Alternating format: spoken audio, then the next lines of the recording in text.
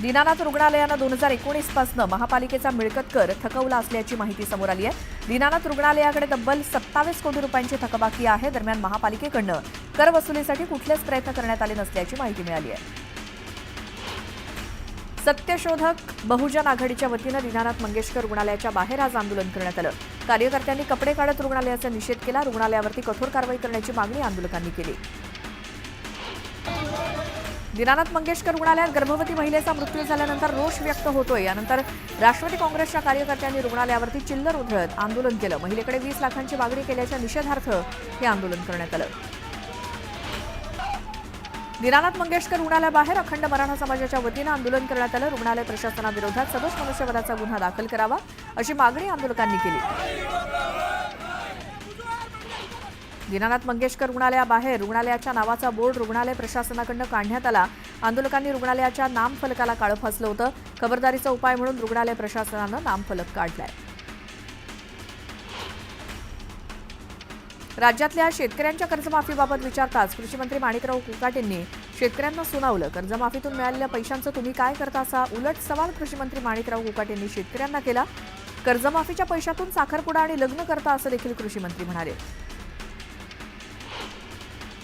विदर्भ मराठवाड्यात शेतकऱ्यांचं प्रचंड नुकसान झालंय। नाशिकमध्ये द्राक्ष आणि कांदा उत्पादक शेतकरी संकटात आहेत। असं असताना सरकार आणि कृषी मंत्री सत्तेच्या मस्तीत वावरत असल्याचा आरोप विजय वडेट्टीवारांनी केला। रामनवमी निमित्तानं मुख्यमंत्री देवेंद्र फडणवीस पत्नी पोहरा देवीला येणार आहेत। फडणवीसांच्या हस्ते उद्या जगदंबा देवी आणि संत सेवालाल महाराज आणि राष्ट्रसंत रामराव महाराजांची शासकीय पूजा पार पडणार आहे। नांदगाव विधानसभा मतदारसंघात राष्ट्रवादी काँग्रेस आणि भुजबळांना मोठा धक्का बसलाय। माजी आमदार संजय पवारांनंतर बाजार समितीच्या 6 संचालकांपाठोपाठ भुजबळांचे कट्टर समर्थक असलेले डॉक्टर वाय.पी. जाधवांनी शिवसेनेत प्रवेश केला। आमदार सुहास कांदेंच्या उपस्थितीत पक्षप्रवेश पार पडला। वक्फ कायद्यामुळे देशभरातील वक्फ बोर्डाच्या मालमत्तांचं नियमन, नियोजन आणि व्यवस्थापन करणं सोपं होणार आहे। त्यामुळे येत्या काळात मुस्लिम समाज बांधवांना वक्फ विधेयकाचा फायदा होईल अशी प्रतिक्रिया नीलम गोऱ्हे यांनी दिली। शिर्डी विमानतळाजवळच्या गुंजाळ वस्तीत दोघांची निर्घृण हत्या करण्यात आली। मृतांमध्ये वडील आणि मुलाचा समावेश आहे। पहाटेच्या दरम्यान साहेबराव भोसले यांच्या कुटुंबावर भीषण हल्ला झाला असून या हल्ल्यात साहेबराव भोसले आणि कृष्णा भोसले या बापलेकाचा दुर्दैवी मृत्यू झालाय। दरम्यान पोलिसांकडून तपास सुरू आहे। सोलापूरच्या बाबू जगजीवन राम झोपडपट्टीमध्ये 2 शाळकरी मुलींचा मृत्यू झाला। दूषित पाण्यामुळे मुलींचा मृत्यू झाल्याचा आरोप नातेवाईक आणि स्थानिकांनी केला। मागील अनेक दिवसांपासून बाबू जगजीवन राम झोपडपट्टीमध्ये दूषित पाण्याचा पुरवठा होत असल्याचा आरोप होतोय। धाराशिवमध्ये एका निरोप समारंभाच्या कार्यक्रमात भाषण करताना एका तरुणीला भोवळ आली। त्यानंतर तिला रुग्णालयात दाखल करण्यात आलं। मात्र या मुलीचा मृत्यू झाल्यानं खळबळ उडाली। निफाडच्या उंबरखेड भागात धुमाकूळ घालून जनावरं फस्त करणाऱ्या बिबट्याला अखेर जेरबंद करण्यात आलं। वनविभागाच्या पिंजऱ्यात बिबट्या अडकला असून ग्रामस्थांनी सुटकेचा निश्वास सोडलाय। गोंदिया बल्लारशा रेल्वे लाईनच्या दुसऱ्या मार्गाला केंद्रीय मंत्रिमंडळानं मंजुरी दिली। 240 किलोमीटरच्या प्रस्तावित मार्गासाठी 4,819 कोटी रुपयांचा निधी मंजूर करण्यात आला। वर्ध्याच्या माऊली मंदिरात चैत्र नवरात्रोत्सवाची धामधूम आहे। कार्ला इथल्या मंदिरात भाजप भजन, पूजन, आरतीसह धार्मिक कार्यक्रम राबवले जातात। देवीला आंब्याची आकर्षक आरास करण्यात आली आहे। शिर्डीमध्ये 3 दिवसीय रामनवमी उत्सवाचा मोठा उत्साह दिसून येतोय। देशभरातून पायी पालख्यांद्वारे मोठ्या संख्येनं साई भक्त शिर्डीत दाखल होत आहेत। साई संस्थांकडून या पालख्यांचं जल्लोषात स्वागत केलं जात आहे। रत्नागिरीमध्ये गेले काही दिवस खराब वातावरण असल्यामुळे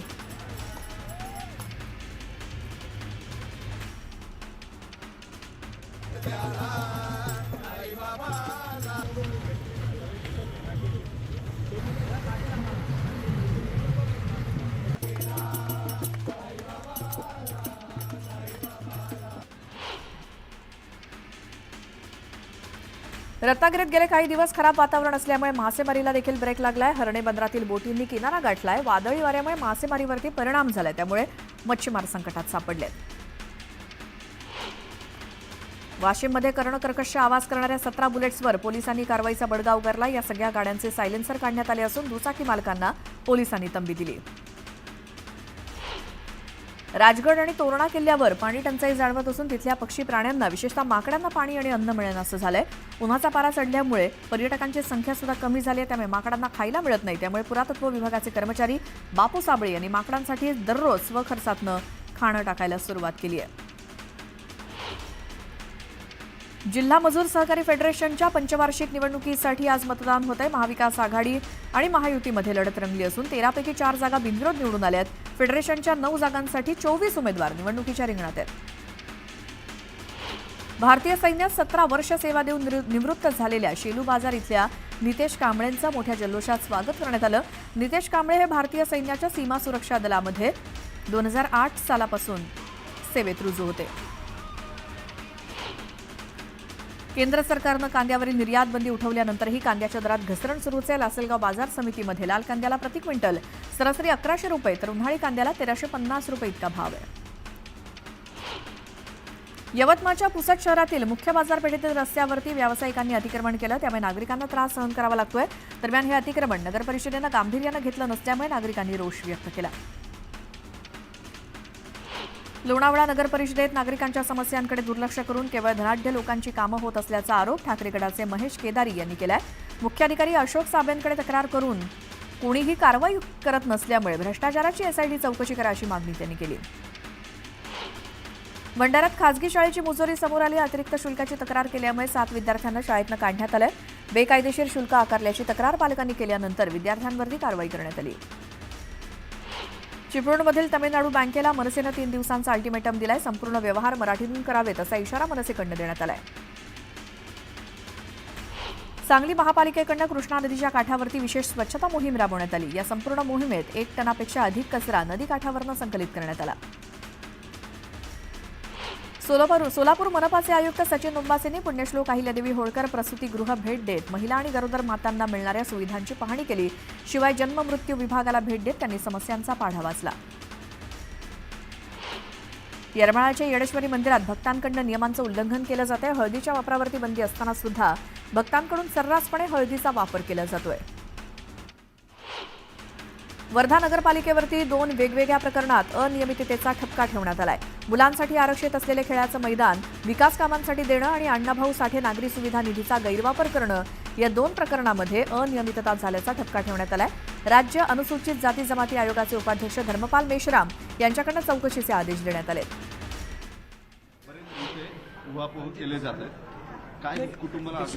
कुटुंबियांनी माझी भेट घेतलेली आहे.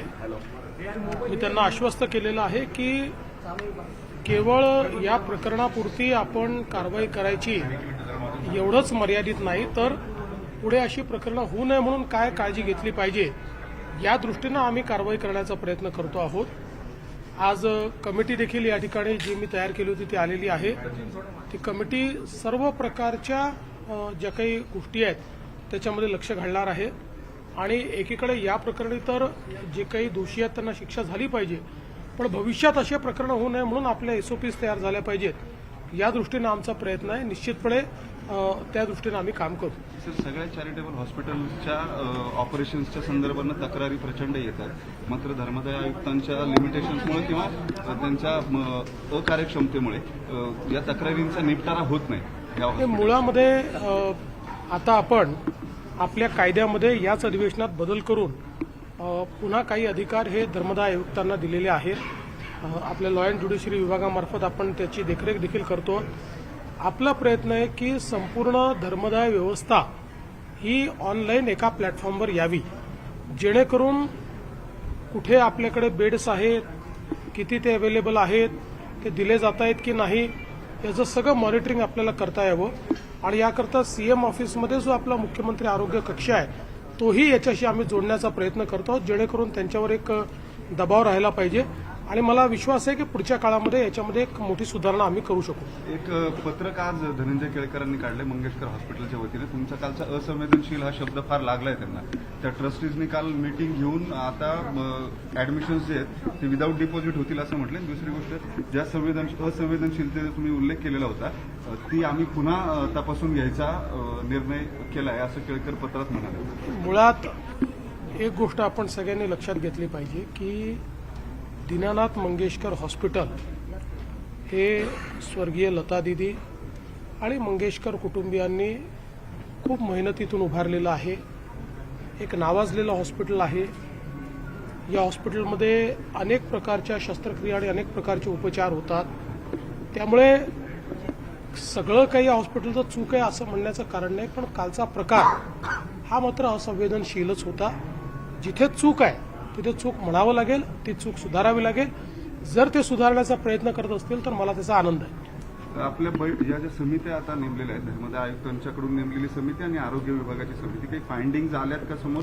नाही, तुमच्यासमोर प्राथमिक briefing फाइंडिंग्स केलंय? आहेत, पण जोपर्यंत आम्ही नेमलेल्या कमिटीचे फाइंडिंग्स येत नाहीत तोपर्यंत त्याच्यावर बोलणं हे अर्धवट आहे. खरं तर आंदोलनं खूप चालू आहेत. आता एक आंदोलन तिथं केलं जाते. खरं तर हॉस्पिटलच्या टेरीस जाऊन 2 आंदोलनकर्ते उभारले आणि त्या ठिकाणी गुन्हा दाखल करा अशी त्यांची प्रामुख्याने मागणी आहे. मला असं वाटतं की असले प्रकार करणं काही योग्य नाही आहे. त्याची जर दखल घेतलेली आहे तर त्या संदर्भात जीही कायदेशीर कारवाई ती आम्ही पूर्ण करू, पण विनाकारण शोबाजी करणं वगैरे हे बंद झालं पाहिजे. काल भाजपच्या महिला आघाडीनं तोडफोड केली होती हॉस्पिटलची आणि ते त्या घैसासांचं नाहीच, म्हणजे त्यांच्या आईंचं आणि भावाचं. कोणाचंही असलं तरी अशा प्रकारे करणं चुकीचं आहे.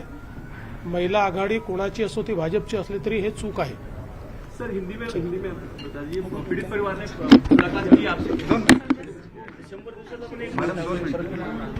पीड़ित परिवार ने मेरी मुलाकात ली है. मैंने उनको आश्वस्त किया है कि हमने एक कमेटी तैयार की है. कमेटी आज पहुंची है.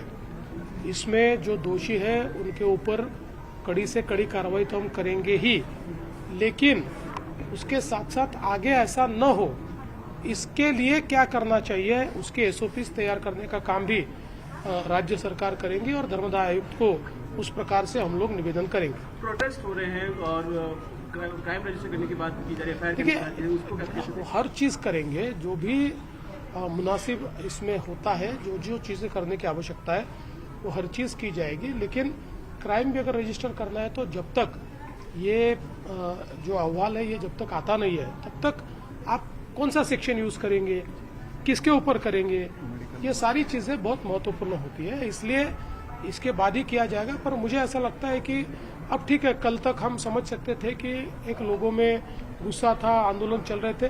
अब कुछ लोग शोबाजी कर रहे हैं, वो भी उन्होंने नहीं करना चाहिए. मुख्यमंत्री देवेंद्र फडणवीस आज पुण्यामध्ये आहेत आणि या दरम्यान संपूर्ण भिसे कुटुंबियांनी त्यांची भेट घेतली आणि सगळीच चूक काही रुग्णालयाची नाही, मी भिसे कुटुंबियांना सुद्धा आश्वस्त केलेलं आहे असं मुख्यमंत्री म्हणाले. नेमलेली जी समिती आहे ती सगळा आढावा घेईल आणि अहवाल सादर करेल. मात्र या संदर्भात कायद्यामध्ये बदल करणार असल्याचं मुख्यमंत्री देवेंद्र फडणवीसांनी सांगितलं. सर्व धर्मादाय संस्था ज्या आहेत त्या ऑनलाईन केल्या जातील. सगळीच चूक काही रुग्णालयाची नाही असं मुख्यमंत्री देवेंद्र फडणवीसांनी माध्यमांशी बोलताना सांगितलंय. आज भिसे कुटुंबानं मुख्यमंत्र्यांची भेट घेतली पुण्यामध्ये. त्यांना आश्वस्त केलंय त्यांच्यावरही अन्याय होणार नाही, मात्र कायद्यामध्ये या संदर्भात बदल करणार असं मुख्यमंत्र्यांनी सांगितलं.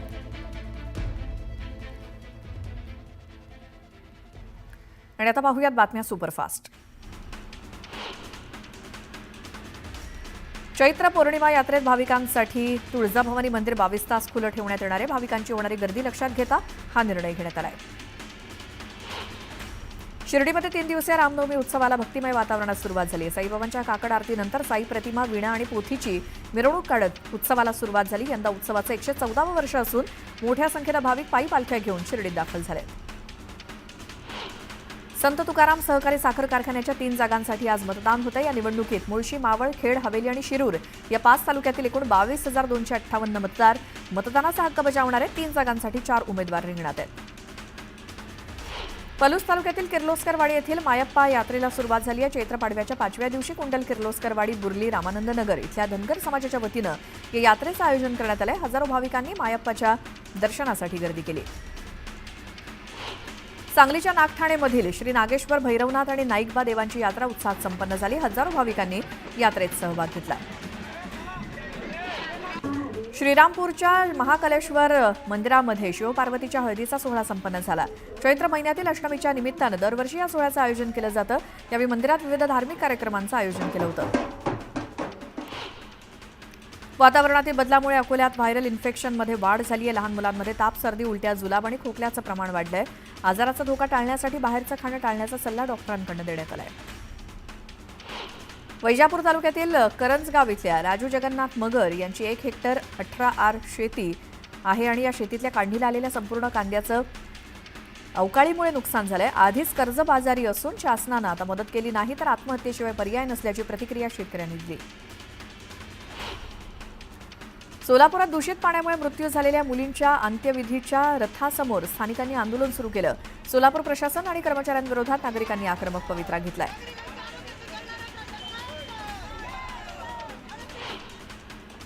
अवैधरित्या सावकारी करणाऱ्या एका सावकाराच्या घरासह दुकानावरती यवतमाळमधील जिल्हा निबंधक सावकार विरोधी पथकानं धाड टाकली. या कारवाईत 58 विविध प्रकारचे संशयास्पद दस्तावेज आढळले. त्यानंतर तब्बल 4 तास चौकशी करण्यात आली.